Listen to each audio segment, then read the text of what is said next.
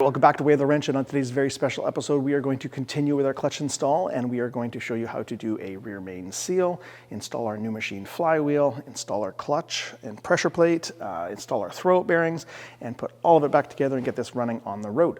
So without wasting too much time, let's get to this rear main seal.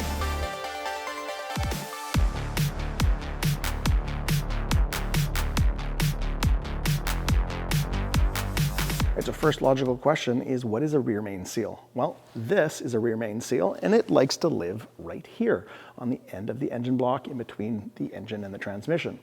Now, why we need the seal is the engine block doesn't actually move, and the end here of the crankshaft is always spinning whenever the motor is spinning. So we have to have some kind of seal here to prevent oil from leaking out, making a big mess and getting it all over our flywheel. So why would you be changing this rear main seal? Well, first reason is that it is actually leaking. So if you have an engine oil leak that is coming from the spot between the engine and the transmission and dripping down, that's your rear main seal. It needs to be changed. This nice little rubbery seal, after 10, 20 years or 150, 200,000 kilometers, starts to get hard, brittle, and then it starts to let the oil kind of weep past it.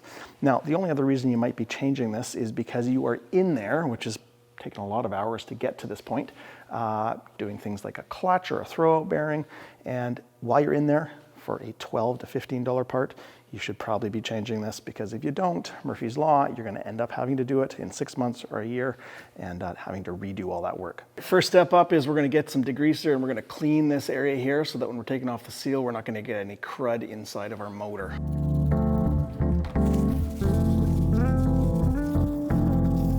The next step is get your new rear main seal and confirm that it is exactly the same part. So basically just kind of lay it over the top. That looks like the OD and the ID is going to match, and I can confirm this when I have this off with measuring with a digital vernier caliper as well to make sure that I have the right part. Now the next step is you're going to get yourself a seal puller and a hammer, and you're going to take this little hook here and drive it into kind of the middle part of the seal. And we want to get it so it just breaks through so that we can use this lever, this handle, to pry it up and out. Now, you have to be very, very careful that you don't score the surfaces on the outside or the inside. Otherwise, that's where your leak is going to be when you put in the new seal. If you don't have a seal puller, you can use a slotted flat screwdriver, but same deal. Be very careful that you are not scoring the surfaces. I would recommend going closer to where the seal is, but still off away from the crankshaft. Go in like this and then try to pry it up in a couple spots until that comes off.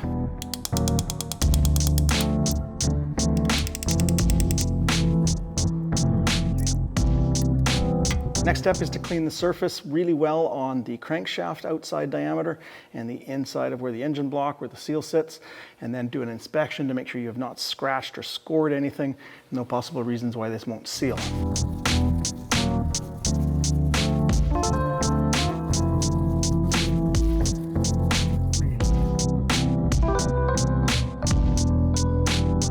Now when you go to put this seal in, it is rubber, which is going to help make a seal and not have any oil leaks. However, it makes it kind of tough to put in, and if the rubber catches weird, you can actually get this lip to roll over, or you can cause the shell to catch, and as you're hammering it on, it actually damages the seal. So these are some things that I do with every rear main seal. So first off, get some regular engine oil, new stuff, and just wet the surface where it's going to ride against the crankshaft.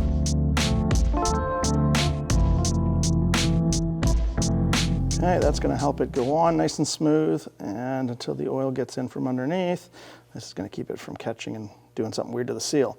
Now on the outside, I don't want it to have any leaks at all, and I do want it to go in a little bit easier. So what I'm going to use is some black RTV silicone. We don't want a lot. We are literally just making a very light film so that it goes in a little bit easier, and when it dries, it'll hold it in place and prevent any seals issues from having leaks.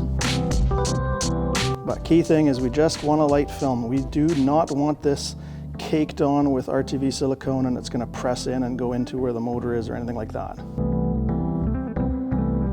There you go. All right, now let's go install this. When you go to install this seal, you can try to get it on by hand, and the key is you want to make sure that it is parallel with that surface. It's not going in crooked. And if it does go slightly crooked, you want to tap on the high side to get it to go down. Now we're going to use a soft-faced plastic or rubber mallet so that we don't damage the seal as well. And like I said, key thing is to make sure it's parallel. You don't have it cocked in there, and just keep trying to hammer it. Now really, we want it basically flush with the engine block, and then we stop.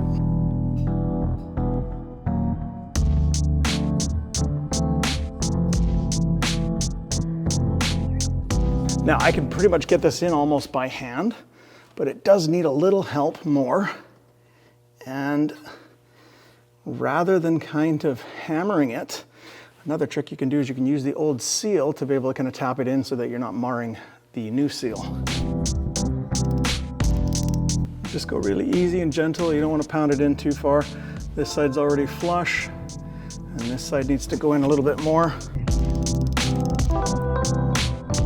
Side a little bit more, and then we're almost done. Perfect. Yeah, that looks great. I'll just give it a little wipe here. And just take a quick sec, make sure that that seal is not kind of folded over weird or anything, and it looks great. So, job well done. So the next step is we are going to replace this throwout bearing. We're also going to wipe off all the old grease off of the splines of the input shaft and get rid of all of the dust in here from the old clutch friction material. And we also have to do a couple lubrication points on our clutch fork. Now, before you take this all apart, maybe take some pictures or have a really good kind of look at how this goes so that you can put the new stuff together properly. And the dust that's in here that we're cleaning up, keep in mind that is asbestos, so probably not a bad idea to wear a mask. And the other thing we're going to do is if we spray clean, degreaser this down, that wets the dust and it literally doesn't become airborne and you are not breathing it in. So let's do this now.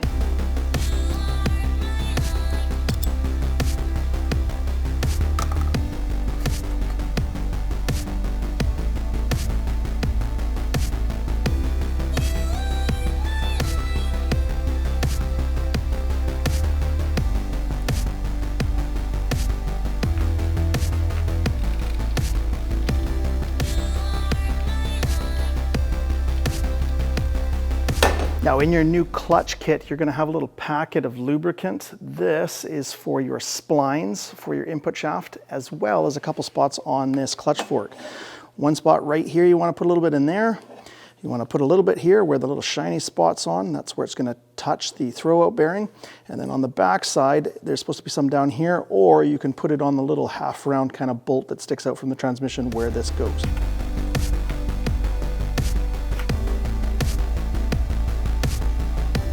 You don't want to put tons on this. Be very, very thin with it because they don't give you much, and we don't want any of this flinging off onto our clutch as well.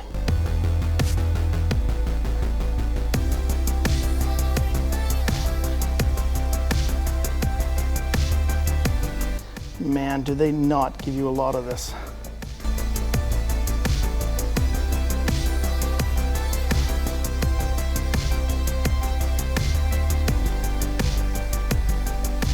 Now use all the grease they gave you, but do not put anything extra. You do not want this grease kind of gooping off and dripping off into our brand new clutch disc.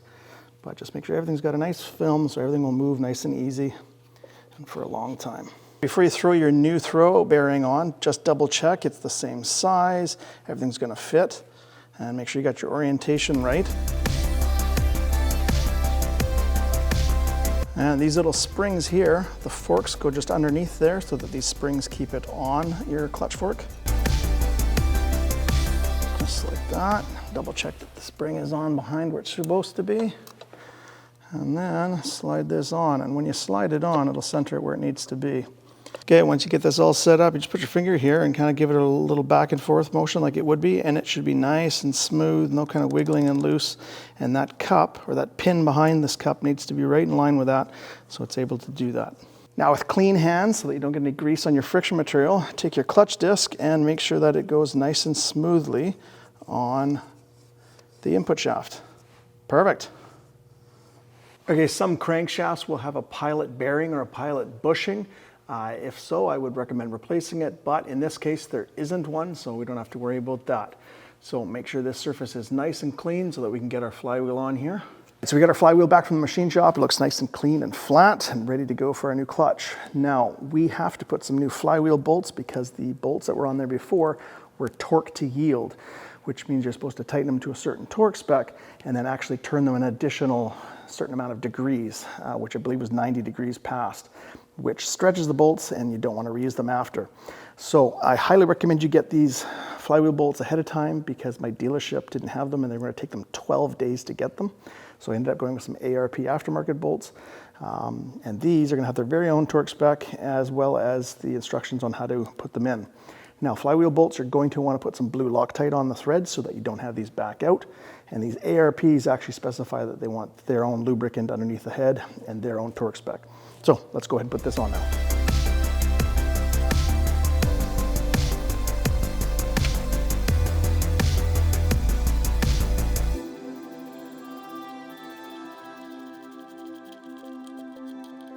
Okay, we're going to use a screwdriver against the teeth of the flywheel next to one of these dowel pins up here so that we can prevent the flywheel from moving when we torque this up. And we're going to torque this up in a cross pattern or a star pattern so that we don't warp any parts underneath.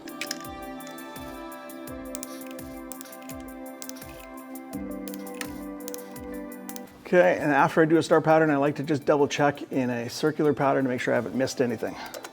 And really, it should just click. Perfect. Take a rag, wipe out any kind of excess lubricant so it doesn't get flung out onto our new clutch. And we can take our screwdriver out. And this brand new nice machine surface, we want to make sure there's no oily fingerprints or any kind of grease on here to contaminate our clutch. So we're going to use some brake cleaner, give that a spray and wipe off.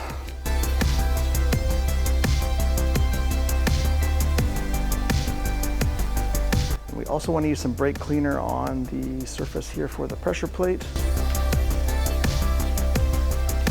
Okay, and then when you're dealing with your clutch disc, make sure you have clean hands so that you don't contaminate the friction material with any grease. And when you put it up here, you're going to make sure that it's positioned the right way. On the side, it should tell you which way. So on this side, it says gearbox. It's got to go towards this. And then you're going to get your clutch alignment tool, and you're going to put it in there, and then put it in the center. Now, in this case, this one doesn't have a pilot bearing to hold it nicely in place. So we're going to have to kind of do this at the same time with the pressure plate. Otherwise, this would normally kind of hold itself up there. Now, when you put your pressure plate up here, you got to line it up with these dowels and the thread holes.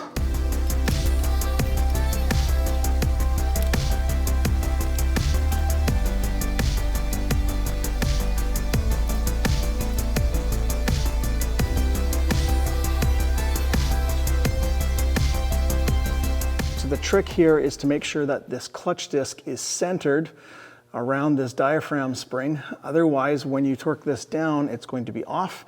And when you go to put the transmission in, that input shaft is not going to line up and you're going to struggle with that forever. And you're going to end up having to take this off and readjust. So the trick is just snug this up to hold the pressure plate and then make sure it's centered. Snug it up a little bit, double check it's centered. Go ahead and torque it in a cross pattern and then triple check at the very end that that is still centered before you're all done, and then you go ahead and take out the alignment tool.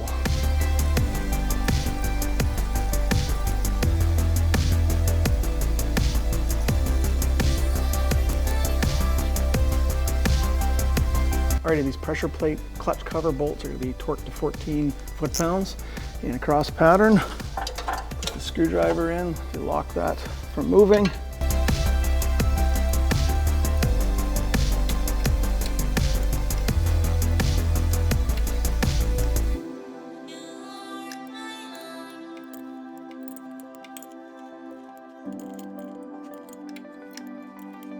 Okay, one final chuck to make sure you're centered. All right, now it's time to put the transmission back in, and here's a couple tips. Whether you're using a transmission jack or whether you're muscling it in, do not let it hang on the input shaft on your clutch plate. Otherwise, it's going to shift, probably down, and then block the hole and access for that input shaft to go in, and you will be struggling forever, and you will eventually have to take your pressure plate off and reset it. Now, the other thing is there are two dowel pins that you're trying to line up first. So try to get this lined up kind of on the same plane as the engine where it's got a mate. So if it's crooked or cocked really badly, it's not going to go on. And whatever you do, do not attempt to put bolts in here and try to suck the transmission on and force it on. It should just kind of mate, and once it mates, go ahead and throw a bolt in and then you're good to go.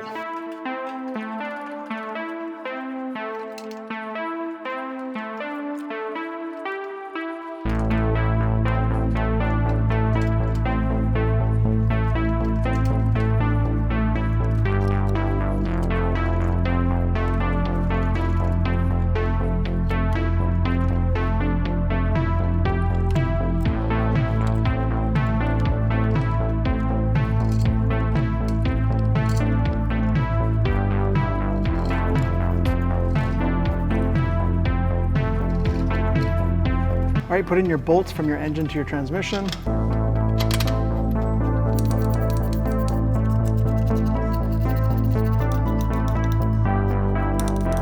Okay, now we're going to torque these to 24 foot-pounds. Okay, install the back transmission engine mount.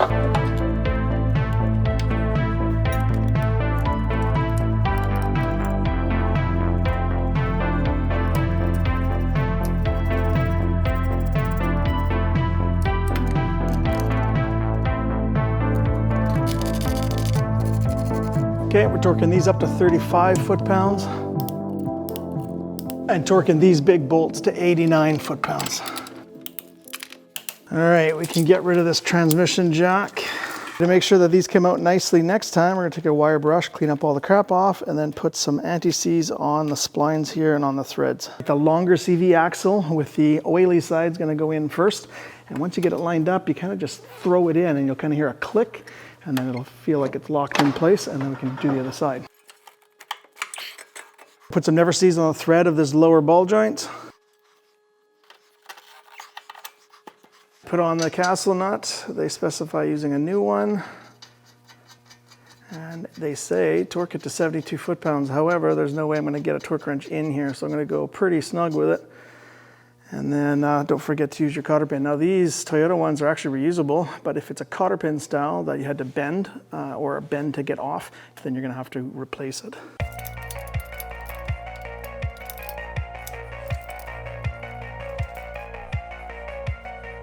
Okay, then do the driver's side CV axle.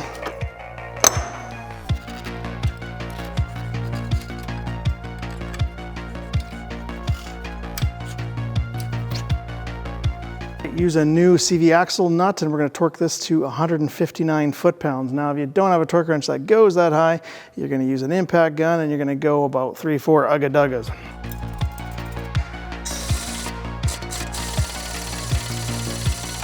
And then to make sure this doesn't come off, you're going to stake that nut with a chisel and a hammer. And then do the other side too.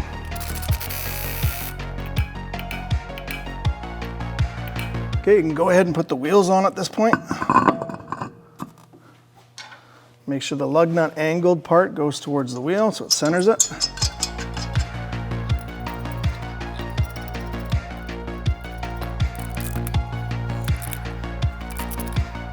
Now at this point I've just got them snugged up as much as I can by holding the wheel, but before I put it down on the ground, I will chock the wheel and torque this up to 80 foot-pounds each.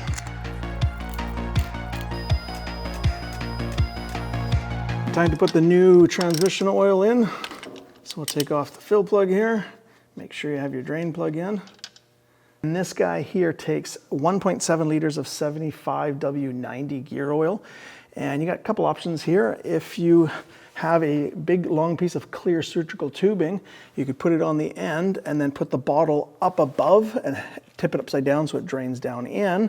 Or you can pick yourself one of these up. It's basically just like a huge, massive metal syringe that you can stick it in here and suck up some fluid and then plunger it into the transmission. And in both cases, what you're gonna do is keep filling it until some oil starts to run out. And at that point, you are up at the full, should be about 1.7 liters. Go ahead and cap your fill plug and check the torque on the fill plug, and the drain plug should be 29 foot-pounds.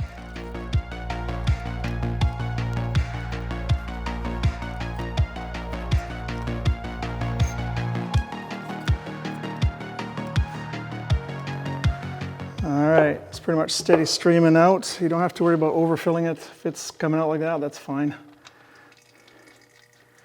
Go ahead and put your fill plug on and torque it 29 foot-pounds.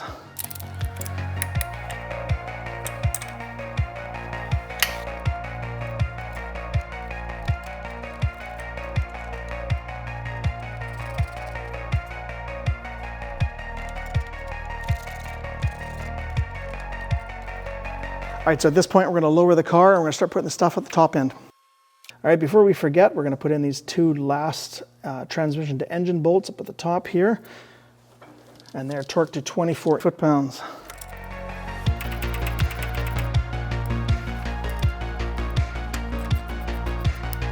Before these get buried, don't forget to connect these two electrical connectors back here.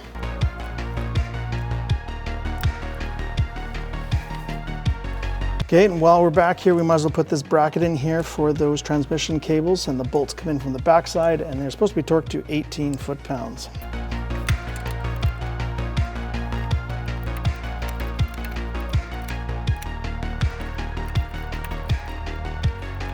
Let's put this wire loom bracket back in place.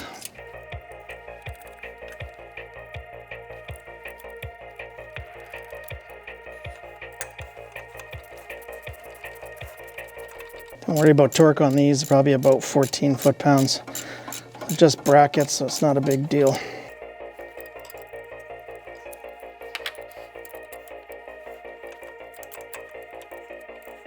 And then we have the transmission cables that we need to untuck from up here. So they're, when they were out of the way there. There's a long one and a short one. There we go. Okay, the long one is closer to the engine.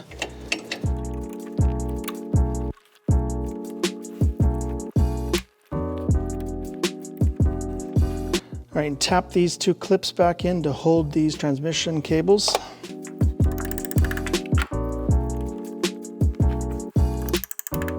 And on this bracket here, there is a connector on the loom that kind of connects and just pops into place to hold this loom in place.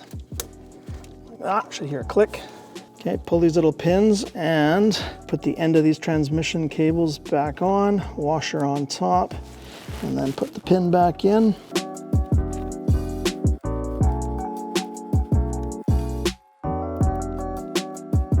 Starter motor's next. We're going to put it in, and there's one bolt that comes in from the top from the transmission side, and then the other one comes in from the engine side. Both of these are going to be torqued to 27 foot-pounds.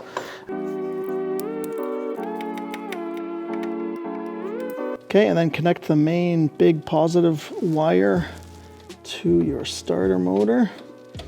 And you're going to be very careful with this bolt, but you're just going to go nice and snug, choked up on the wrench so that you don't strip that out. Okay, there's a little plastic cap to go back over.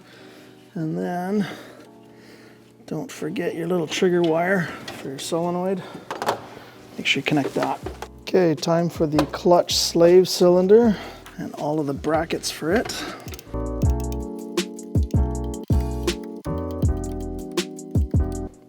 Okay, same thing with these. They're about 14 foot-pounds, but just use the wrench and kind of snug up on them. Okay, now we have the brackets for all of the clutch slave cylinder hydraulic lines.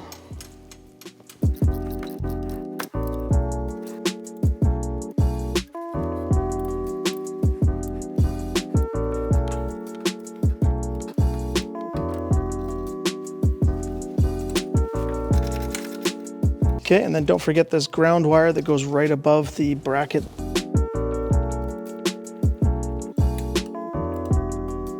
Time for this driver's side engine transmission bracket.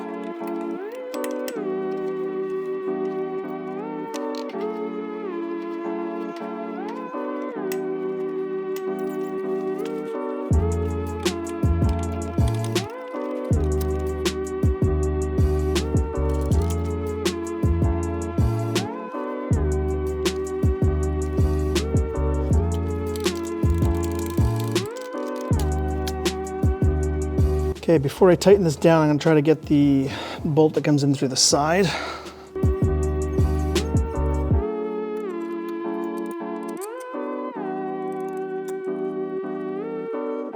All right, these bolts are torqued to 47 foot-pounds, and this one is to 39 foot-pounds.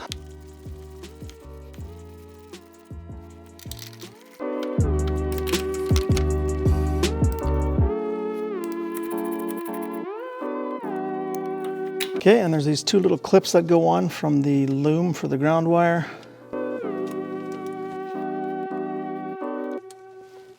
Okay, now that all the engine and transmission mounts are back in, we can take the engine cradle off. Now you can take the brackets and the chains off of the motor, put those bolts back in and put this sensor back in.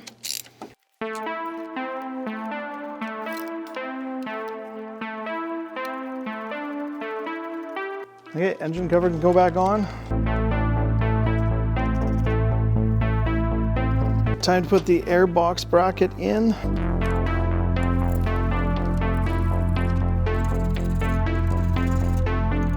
And then put in the lower air filter housing.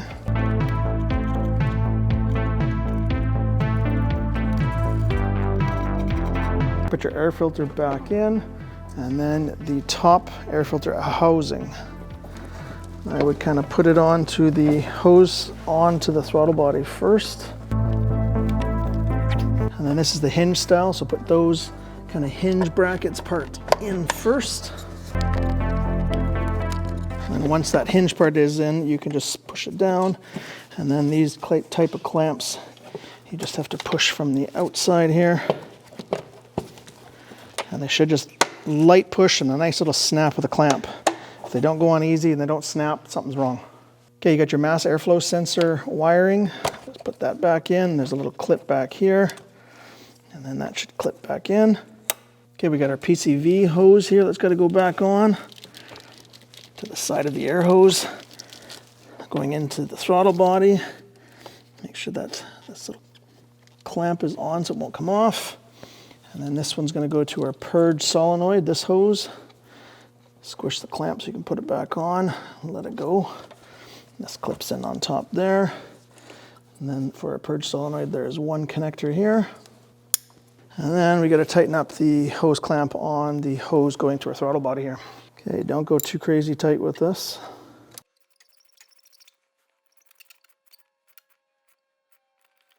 Okay, do one final look to make sure you haven't missed any connectors. Oh, this one here just gets pushed in like that. So just look for any kind of hoses, any kind of wires, connectors. And I did have one. This is why we always take another look. There's one here that I missed right down here. It's a nice snug fit, no hose clamp. And I think that is now it. Now we have the battery mount. Okay, there's not a lot of room in here, so I'm going to put the wire loom kind of connector on first here. And there's another clip back here. There we go. And that'll give us that little bit more room that we needed.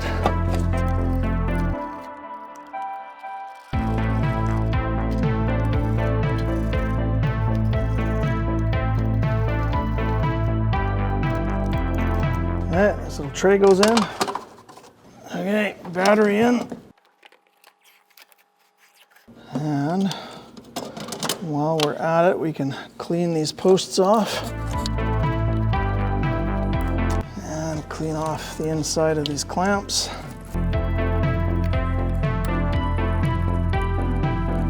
Okay, we're going to put the positive clamp on first. And with this open a bit, I'm going to try to wiggle and push it down as far as I can, because the post is actually tapered a bit. And when you go to tighten these up, you have to be careful that you don't break these clamps. They don't like a lot of extra strength. So what you do is you just slightly snug them up, and as soon as you can't move the clamp, that's tight.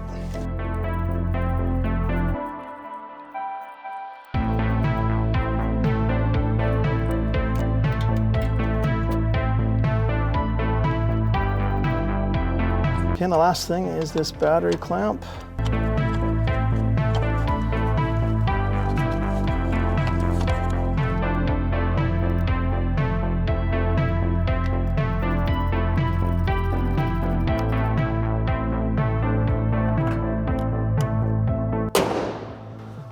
All right, let's tighten those wheels up and then we can check our pedal height. Okay, torque these up to 80 foot-pounds. Don't forget to do the other side. Check checking this clutch pedal after we've done the clutch replacement, there needs to be a little free play up at the top. And if I push with the same amount of light pressure as I did before when I tested the clutch, now it goes about an inch or so before I start to feel the diaphragm springs starting to get compressed. So that's a lot better than where it was right up at the top. Clutch pedal is nice and free movement all the way down. It comes back nice and quickly. That feels nice. So now I'm going to start this up and check where the actual clutch starts to bite. And you'll see the car move a little bit, and it should be a lot lower than it was before. Okay. I'm going to let it out. It's going to grab real early now. Right there. It's way lower where it's starting to grab now. So that's awesome. Nice new clutch. I'm going to do a test drive now to make sure everything's okay. Okay, and when you go to start it, put your key up, find the check engine light, which is all the way on the right there. Start it up, and that should go away. Perfect. If you do have a check engine light, then you're going to have to get a scan tool and take a look, and that'll give you a hint about what connector you forgot to connect. And then once you have connected that, go ahead and clear your codes, start it up again, and make sure that you don't have a check engine light. I just finished up a test drive on that Yaris, and it is shifting through the gears beautifully, everything including reverse. The clutch pedal is nice and smooth, there's no weird sounds, and it has a nice low engagement for when the car wants to start moving, which is telling me I've got lots of life left on that clutch. Now, if you have any questions about this clutch replacement, put them down in the comment section below and I will get back to you as soon as possible. And hey, if you haven't already, why don't you join us on Instagram? That way you can see all the stuff going on in the shop in between videos. Till next time, take it easy.